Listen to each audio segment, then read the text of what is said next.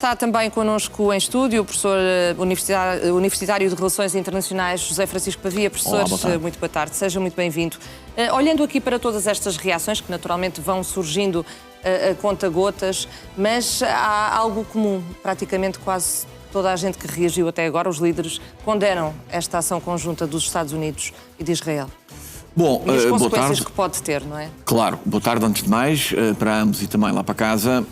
Exatamente, o que há em comum é basicamente esse fator que notou agora, que é uma condenação, obviamente, da ação unilateral norte-americana, mas obviamente depois também, imediatamente, dizendo que o regime iraniano é um regime execrável, um regime terrorista, um regime que apoia o terrorismo e que, inclusivamente, muito recentemente, foi alvo de mais sanções ainda por parte da União Europeia, nomeadamente com a declaração por parte da União Europeia de que a famigerada Guarda Revolucionária é, digamos, uma organização terrorista.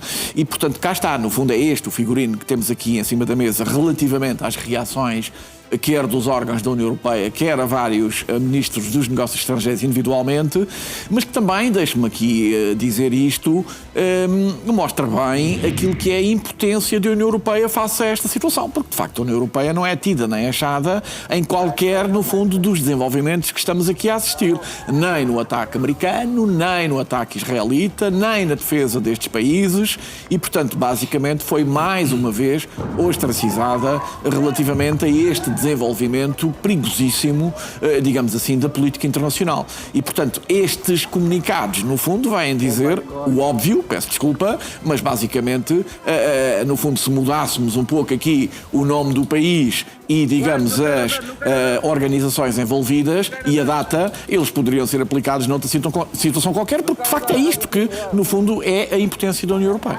Estamos a ver imagens, entretanto, no Catar, também algumas explosões, muitas pessoas na rua. Lá está, Eduardo, agora vão surgindo imagens de vários pontos, não é? Já foram 9 os países atacados até agora. Este é um facto muito importante do dia de hoje. A última vez que tinha havido tanto país em simultâneo foi precisamente no primeiro dia da independência de Israel, em 1948, quando foi simultaneamente atacado pelo Líbano, pela Síria, pela Jordânia e pelo Egito. Ora bem, nós hoje temos já 9 países envolvidos, o que é relativamente dramático e se esta matéria se tornar mais explosiva, nós podemos assistir a um conjunto de situações nunca antes vistas no Médio Oriente, que nos tem habituado ao longo das últimas décadas a uma enormíssima instabilidade. O objetivo aqui é um único, é no fundo garantir uma alteração de regime no Irão, do regime dos ayatollahs, do regime, perdão, do regime dos clérigos, que tem vindo a massacrar de uma forma absolutamente assassina todas as reações que o povo, quando sai à rua, tem contra o regime. Há pouco referias a diferença que há entre a própria população iraniana, não é? É um país gigantesco, de 90 milhões de habitantes, muito dividido. Há duas fações claras. Há o Irão da República Islâmica do Irão, no fundo, que adere a este regime de uma forma convicta. Parece-me, mas quer dizer, parece-me ser uma parte substancialmente inferior da população, inferior em termos de números. E depois há, no fundo, os persas. Aquilo que nós assistimos aqui, ou seja, a República Persa. O que assistimos aqui é precisamente esta divisão. Por um lado, obviamente, há também o orgulho persa e o orgulho iraniano. Ninguém gosta de ver o seu país atacado e, portanto, no meio de uma guerra, celebram algumas vitórias. Não significa isto que estas celebrações dos ataques iranianos sejam um apoio ao regime. Até porque a maior parte dos jovens iranianos não apoia o regime. Esses dados não são sequer discutíveis. As mulheres ambicionam, têm sido o grande motor na sociedade iraniana da mudança. Foram elas que há cerca de 2 anos atrás iniciaram um movimento de abolição da obrigatoriedade do uso do lenço e que de algum modo enfrentaram a ferocidade da polícia dos costumes, por um lado, e da Guarda Revolucionária, por outro, deste regime fratricida, assassino. E, portanto, esta celebração que vemos naquelas imagens, em Teherão, portanto estamos em pleno Teherão, mostram bem a alegria destas pessoas ao perceberem que há, uma vez mais, uma janela de oportunidade para a caída deste regime. É isso que estes iranianos estão a festejar. Não é o ataque ao Irão, é a possibilidade de verem o apoio americano e o apoio israelita à queda do regime que os oprime e que faz com que o Irão seja um dos países mais fechado e mais, no fundo, mais oprimido, onde a população é verdadeiramente oprimida pelo regime, e não encontro outro paralelo, a não ser no Afeganistão, de uma forma bastante diferente a essa opressão ao seu próprio povo. Professor Pavia, é de facto disso que se trata, estas celebrações que estamos a ver, não só das mulheres, mas também dos jovens iranianos, não significa que de facto haja aqui um apoio ao regime? Sim, como foi dito, o Irão é substancialmente diferente dos outros países da região. Aliás, normalmente quando se fala na região, fala-se em 4 potências, digamos assim, que são as potências regionais. Uma delas, obviamente, é o Irão, outra é a Arábia Saudita, depois é Israel e é a Turquia. São os 4, digamos assim, que de facto contam ali naquele lado.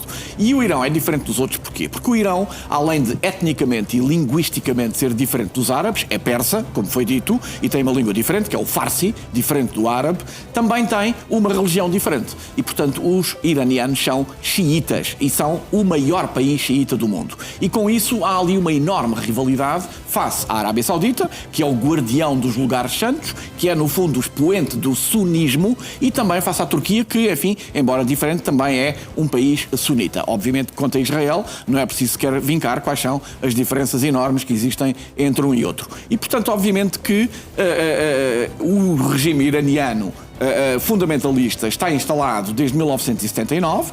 É preciso dizer que, quando se fala muito no filho do Shah, que não sei se o filho do Shah seria assim tão bem visto num regresso, digamos assim, agora, porque o regime do Shah também era um regime tirânico e opressor, é preciso dizê-lo. Professor, só apenas contextualizar aqui os nossos espectadores e também para nós sabermos, o que estamos a ver são imagens de ataques de explosões no Iraque. Exatamente. As primeiras imagens que estão a ser divulgadas desses ataques. O Iraque é, portanto, um dos países que tem sido atingido, os outros têm sido todos os países do Conselho de Cooperação do Golfo, dos quais fazem parte a Arábia Saudita, que é o mais importante, e depois os outros que são as chamadas petromonarquias, com exceção do Sultanato de Omã, que é o mais próximo e era aquele que estava precisamente a fazer a mediação entre os Estados Unidos e o Irão. Depois os outros que foram atacados, como acabámos de ver, obviamente, além de Israel, é o Iraque, é também a Jordânia, e portanto são todos estes ali à volta. E isto, no fundo, vem dar razão, se quiser, a todos aqueles alertas e avisos que foram feitos precisamente por estes países da região ao presidente norte-americano Donald Trump que não fizesse este ataque, com isso não pondo em causa, digamos assim, a perigosidade do regime iraniano, nem sequer, obviamente, que ele deve ser atacado, mas sim o facto disto depois ter um efeito de spillover, o efeito de, no fundo, todas estas reações que agora estão a ocorrer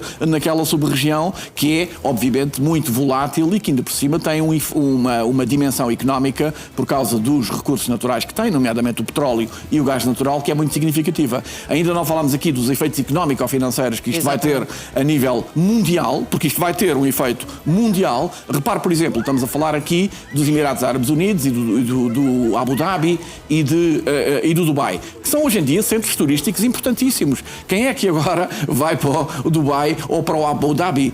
Como é que serão os voos e as companhias aéreas aí? Já vimos que foi tudo fechado. Que tipo de implicações económico-financeiras é que isto vai ter no turismo, há diferenças na aviação? Aqui desta para a outra guerra dos 12 dias, professor? Significativas. Eu diria desde logo pelas motivações, enquanto que a outra, digamos que Donald Trump dizia que queria aniquilar o programa nuclear iraniano, era esse, digamos assim, o seu principal objetivo, e daí os ataques muito seletivos que foram feitos, quer às instalações nucleares, quer também, digamos, às praças fortes da Guarda Revolucionária e também aos sistemas de defesa antiaéreo. Agora, digamos que é uma escalada muito maior. Mas isso, no fundo, diz-nos que o primeiro ataque falhou. Ou seja, basicamente, o que Donald Trump nos está a dizer agora é que, de facto, a guerra dos 12 dias falhou. Falhou literalmente. E aquilo que ele disse quando lhe perguntaram se, de facto, os objetivos tinham sido atingidos, ou seja, se o programa nuclear iraniano tinha sido atingido, ele usou uma palavra que era sim, ele foi obliterado. Foi esta a palavra utilizada. Ora, vemos que não foi, como estamos aqui agora a ver claramente por causa deste segundo ataque. Professor, isto são imagens que estamos a acompanhar em direto, praticamente. São novos ataques em Teherão. Precisamente. E, portanto, obviamente que isto vai continuar. Vânia, não tenho dúvida que a outra guerra que durou 12 dias, esta vai ser muito mais prolongada, porque repare que os efeitos e a dimensão e, digamos, aquilo que está a acontecer em toda a região do Médio Oriente é muito mais significativo do que foi na situação anterior e, portanto, obviamente que temos aqui, notícias para, eu diria, bastantes semanas e, eventualmente, até mais do que isso. E, portanto, vamos ver... uma conversa que estávamos a ter aqui em off, mas que não deixa de ser relevante, que é, quando falamos de ataques do Irão a 9 países, de retaliação, não é? A 9 países. Claro. Nem todos os países estão preparados como Israel. Claro. Para, não só em termos de defesa aérea, não é? Mas em termos de defesa da própria população.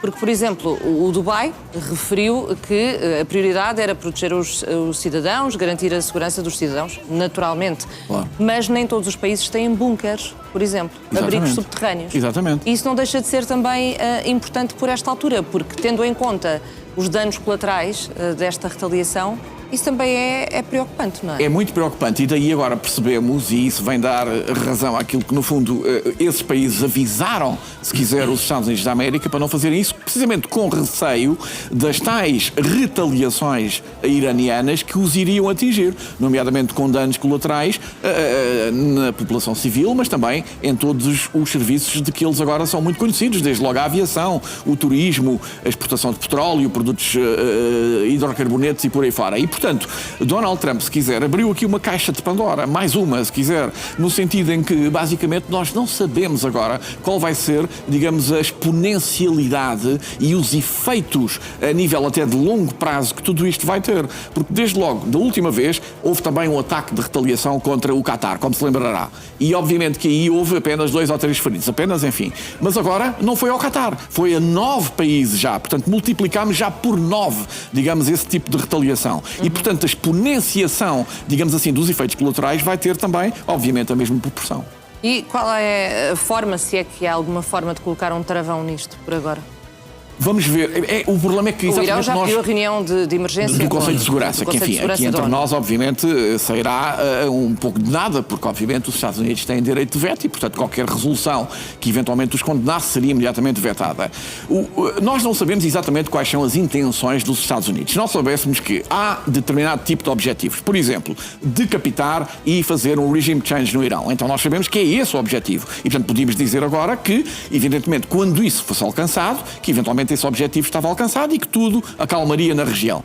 Mas acredita nisso? Acha que é isso que vai acontecer? Repare no que é que aconteceu em situações similares que aconteceram pelo Médio Oriente fora e não só. Foi isso que aconteceu na Líbia? Não, não foi. Foi isso que aconteceu na Síria? Não, não foi. Foi isso que aconteceu no Afeganistão? Não foi. No Iraque? Não foi. Repare, 4 exemplos ali à volta em que intervenções internacionais que supostamente iriam melhorar as coisas e desalojar tiranos e regimes opressores que se pensava que depois as coisas iriam melhorar, mas não melhoraram, Vânia. Pelo contrário, veja como está o Afeganistão, veja como está a Líbia, veja como está a Síria e, portanto, infelizmente, aquilo que nós podemos perspectivar e prognosticar nesta altura é que, de facto, a situação poderá ainda piorar. É triste estar a dizer uma coisa destas, mas dada a imprevisibilidade de tudo isto, é evidentemente que não podemos dizer outra coisa neste momento.